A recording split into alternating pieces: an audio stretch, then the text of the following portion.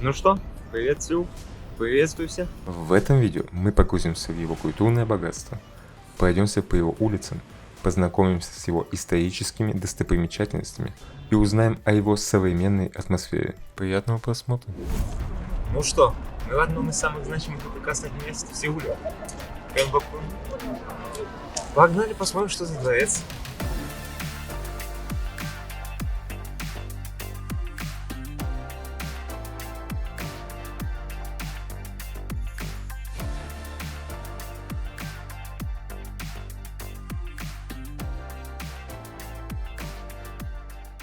Гyeongbokgung был построен в 14 веке для династии Чосон, являлся основным дворцом. И также это один из 5 крупнейших дворцов Сеула, который символизирует мощь и силу корейского народа.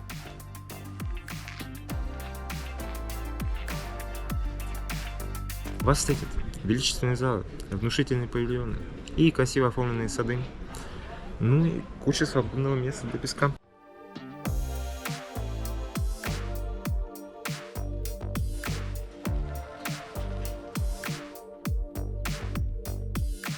Здесь очень много приезжих, которые одеваются в классическую народную одежду корейскую. И это, знаете, добавляет атмосферу этому дворцу.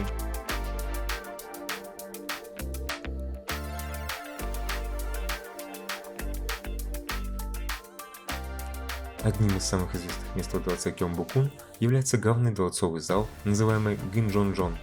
Здесь в Корее устраивают официальные церемонии и встречи.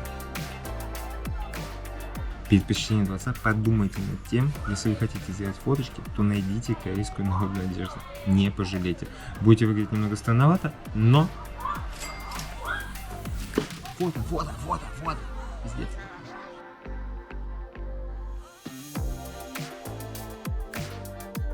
Дворец является не только историческим местом, но и центром культурной активности. Здесь часто проводятся фестивали, традиционные церемонии и много всего еще, там различные парады, для того, чтобы человек окунулся в историческую Корею, чтобы он почувствовал ее. Это прикольно, кстати.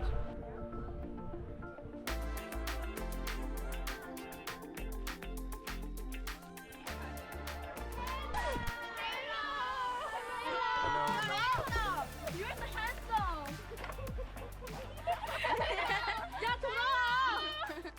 You're handsome. 맞대리. You're so handsome. Bye bye. Посещение Gyeongbokgung позволяет ощутить дух прошлого и увидеть богатство корейской культуры и архитектуры. Поэтому, если будете в Сеуле, обязательно посетите это место, не пожалеете.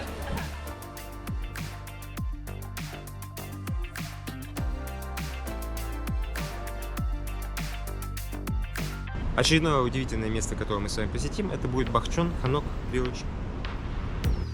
Представьте себе извилистые маленькие дорожки, старенькие корейские домики и при этом рядом современный дом. Бахчон Ханок Village находится в центре Сеула и славится своими корейскими домиками под названием Ханаками. Эти дома, сохранившиеся еще с династии Чосон, представляют архитектурную ценность для Сеула и показывают традиционную корейскую жизнь.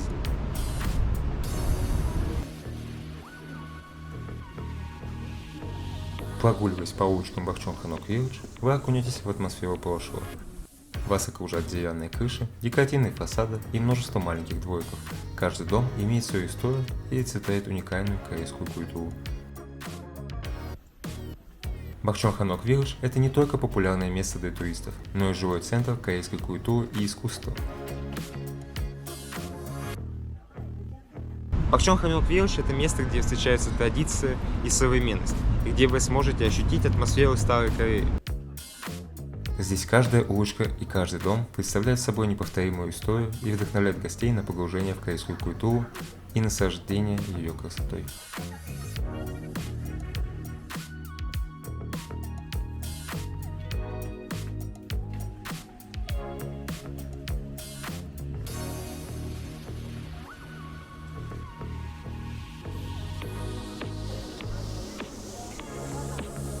Район Инсандон – это живописная часть Сеула, где сохраняется атмосфера традиционной корейской культуры. Здесь вы найдете множество уличных рынков, магазинов, галерей и ресторанов. Главных привлекательных моментов Инсандон является то, что здесь на улице очень много магазинчиков, где вы сможете приобрести традиционные корейские изделия. После погружения в мир искусства и шопинга в Инсандон не пропустите возможность отведать местные деликатесы. В районе расположено множество ресторанов, кафе и уличных лавок, предлагающих разнообразные блюда корейской кухни.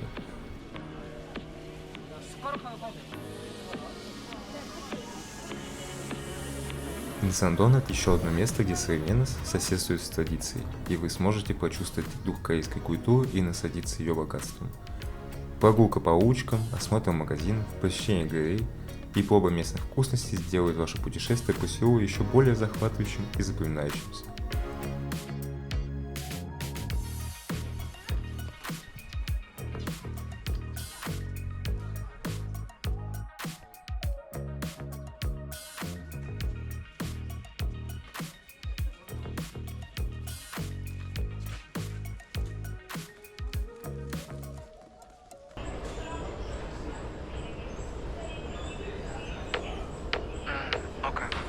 I see across the room, X marked on the spot, everybody tryna zoom.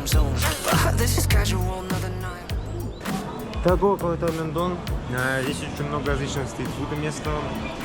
Вообще на очень разный вкус. Много всяких магазинчиков интересных. Фактически все найдется, что вам необходимо. Световые вывески, яркие витрины и оживленная атмосфера делают улицу Мёндон не только местом для шопинга, но и настоящей достопримечательностью Сеула. Вечером здесь особенно красиво благодаря разноцветной подсветке и уличным арт-инсталляциям. По соседству с магазинами на улице Мёндон также расположены большие торговые центры, где можно найти еще больше товаров разных категорий. Здесь представлены не только товары, но и различные развлечения, включая кинотеатры и игровые площадки. Улица Мёндон является идеальным местом для тех, кто хочет почувствовать пульс городской жизни Сеула, насладиться шопингом и попробовать разнообразную уличную кухню. Мотель невкусная. Приторная, максимально.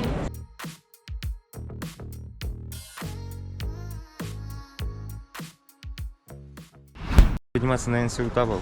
14 тысяч вон. Билет туда-обратно. Погнали.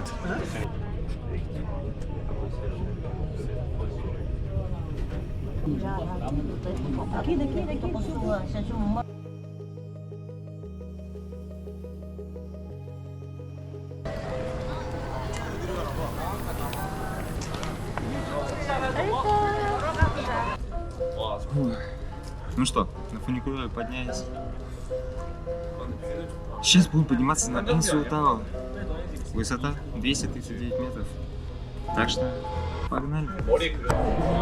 Итак, подняться на НСУ Тавол. Виды красивые.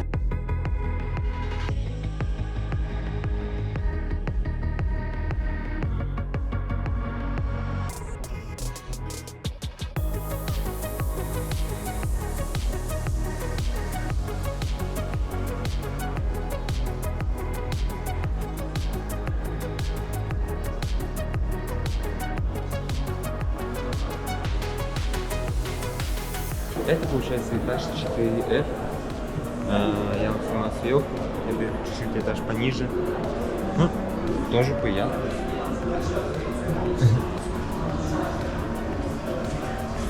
Вы знаете, все то же самое, вроде пару метров, но кажется, что там значительная разница в уровне.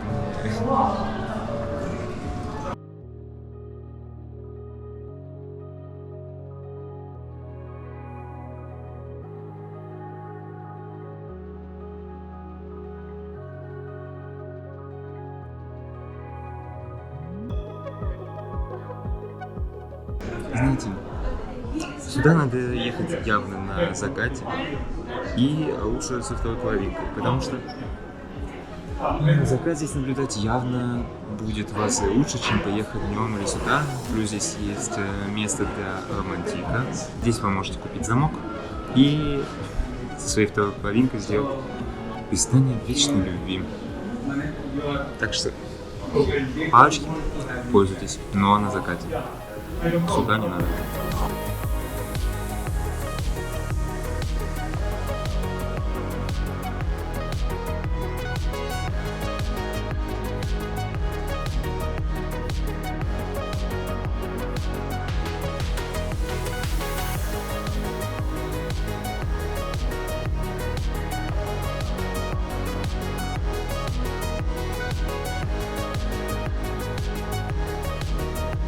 Энсиу Тауэр — отличный способ увидеть Сеул с высоты птичьего полета. Но при этом советую все-таки делать это ближе к вечеру, потому что Сеул дневной и Сеул вечерний очень сильно отличаются. И огоньки делают все-таки свою изюминку. А днем лучше наблюдать его изнутри, потому что он красив.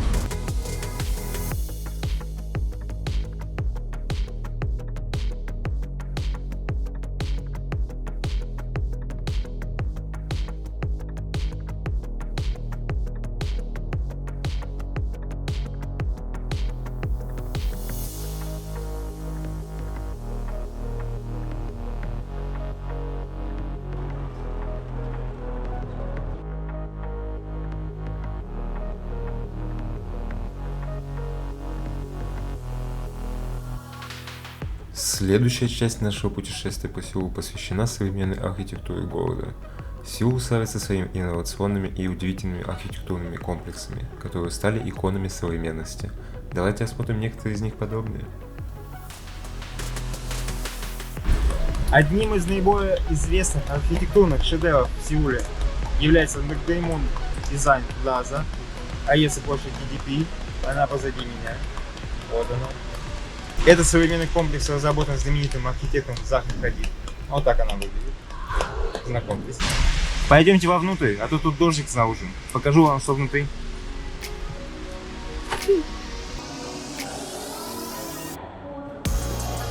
DDP является центром дизайна, моды и культуры. Он включает в себя выставочные и концертные залы, торговые площади и многое другое. Его футуристический дизайн с изогнутыми формами и инновационными материалами впечатляет своей смелостью и оригинальностью. Ну, собственно, такой DDP внутри. Несмотря на все его внешние плюсы, внутри мне показался достаточно пустым. Возможно, это связано с тем, что в этот день не было какой-то глобальной выставки или концерта, но даже в дождливую погоду здесь есть как провести время.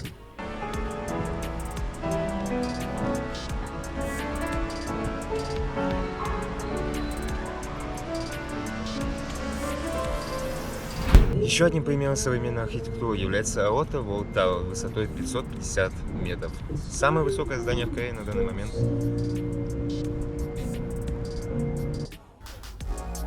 Здесь вы найдете офисные помещения, гостиницы, магазины и смотровую площадку, откуда открывается захватывающий вид на город, а подъем происходит вот так.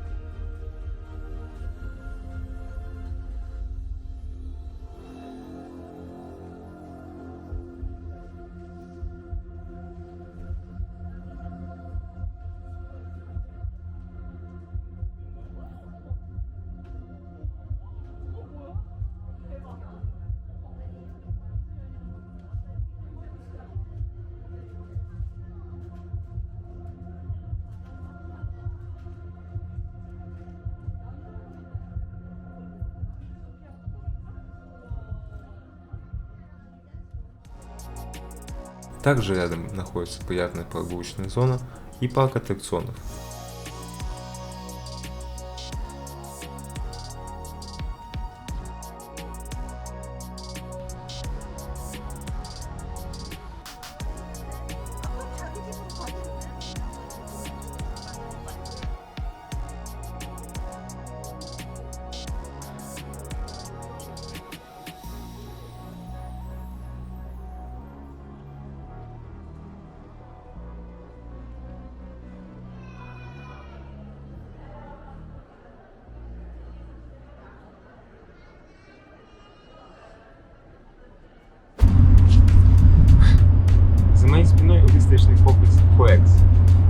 самый большой выставочный комплекс в Сеуле.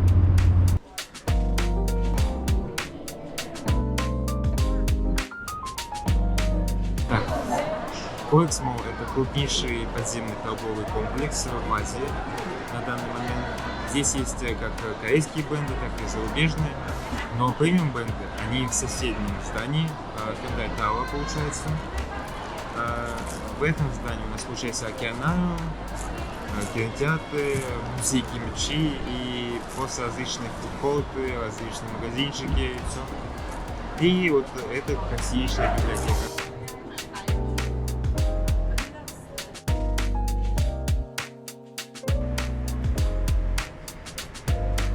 Здесь огромная высота книжек полок, поэтому если вам нужна какая-то определенная книга, вы подходите к строке информации, делаете запрос на то, есть ли она или нет, и если она присутствует, вам ее помогут найти и достать.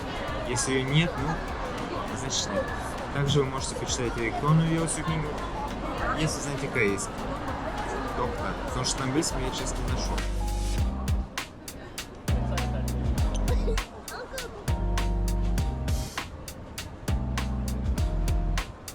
Если вы посетили COEX Mall, то не забудьте посетить его океанариум, который располагается на территории более 6000 квадратных метров.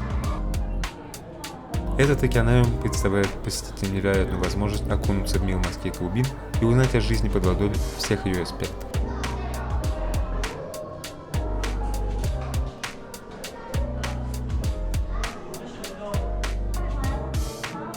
Вы увидите экзотических рыб, прекрасные коралловые рифы, медуз, акул, морских черепах и множество других удивительных созданий. В этом аквариуме живет 40 тысяч видов животных морских, 17 видов акул, 17 видов акул, 6 кремантин и некоторые исчезающие виды животных. Здесь 180 выставочных резервуаров, 90 резервуаров, где они разводят рыбу. Мол, кусочек. А еще здесь есть зона, где можно, кстати, мультики посмотреть.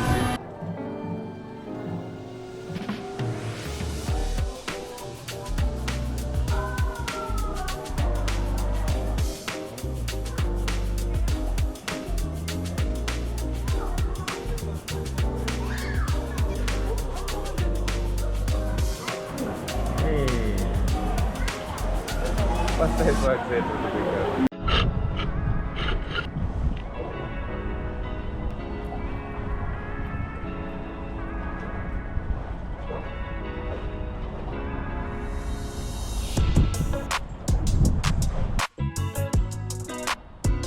Нанджи Парк расположен вблизи реки Ханган и является настоящим природным убежищем в сердце города. Люди приходят сюда, чтобы расслабиться на зеленых лужайках, провести время с друзьями и просто насладиться природой вдали от городской суеты. А еще в парке можете организовать вот такой вот пикничок с палаточками.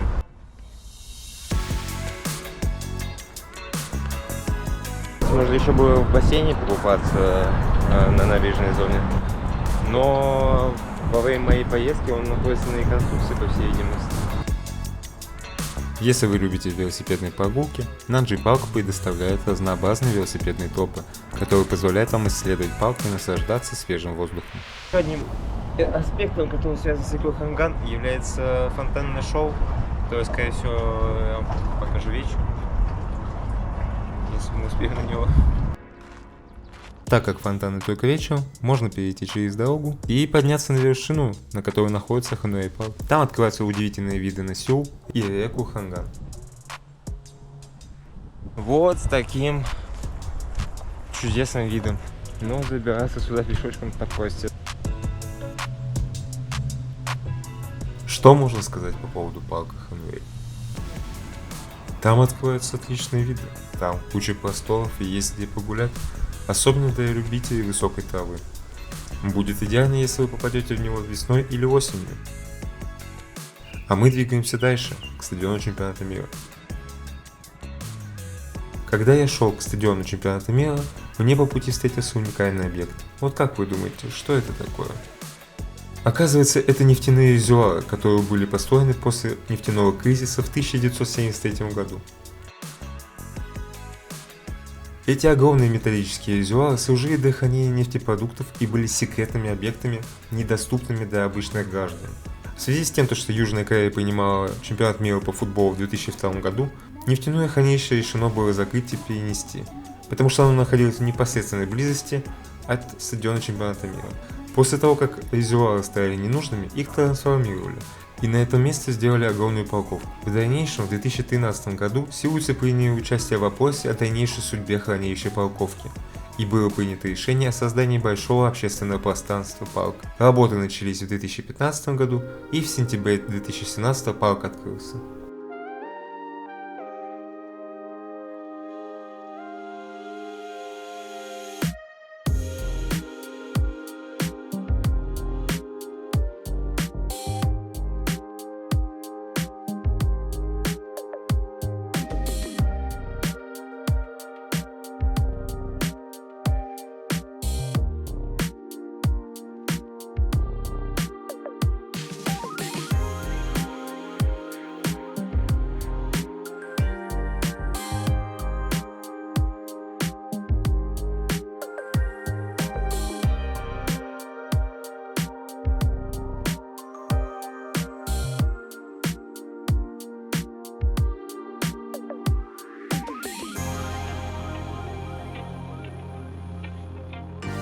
А после посещения нефтяных резервуаров мы движемся прямиком к стадиону чемпионата мира.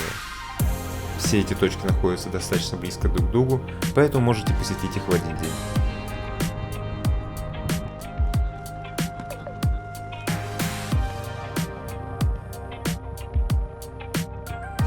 Еще один парк, который мы с вами посетим, будет Olympic Seoul Park. А это Olympic Seoul Park.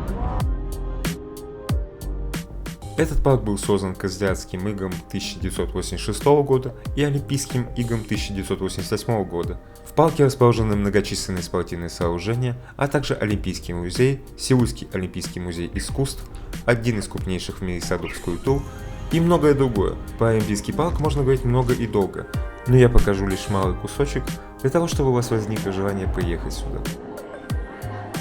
А уже по приезду в Сеул обязательно посетите это место.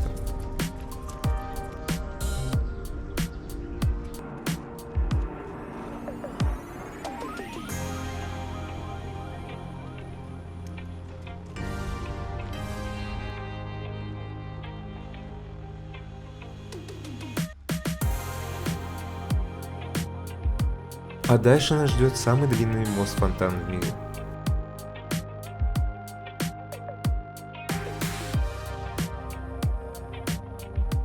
В данный момент я нахожусь на локации Бангкок-Ханган парк, на которой располагается одноименный мост Бангкок-Бридж, на котором установлен фонтан. И вечером обещают, что он будет фонтанировать яркими красками. В данный момент я нахожусь на 3 плавучих ресторанах. Сейчас вам покажу путь со стороны, как это выглядит все.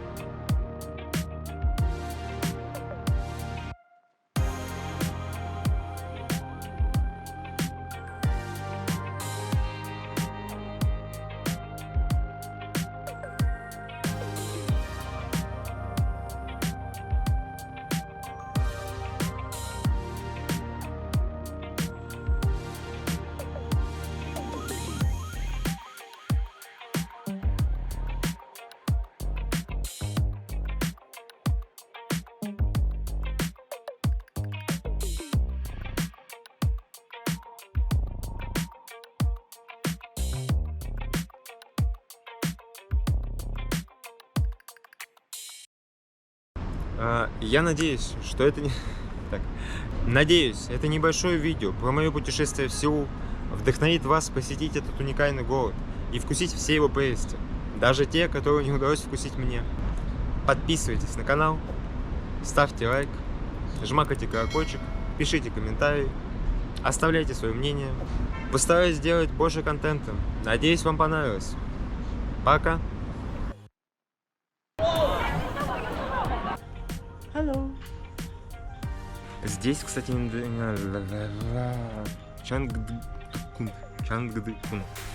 Чангдыкун. Ой, как тяжко выговаривать эти названия. Ёпте за ногу. Йоу. Какой йоу?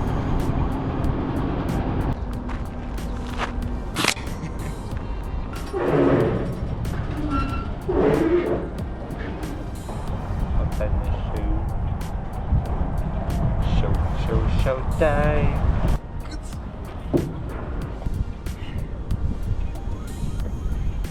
Слухай. Да, лицом. Чувствую, как тепловаться сегодня. Are you YouTuber? Yeah. О, Пока.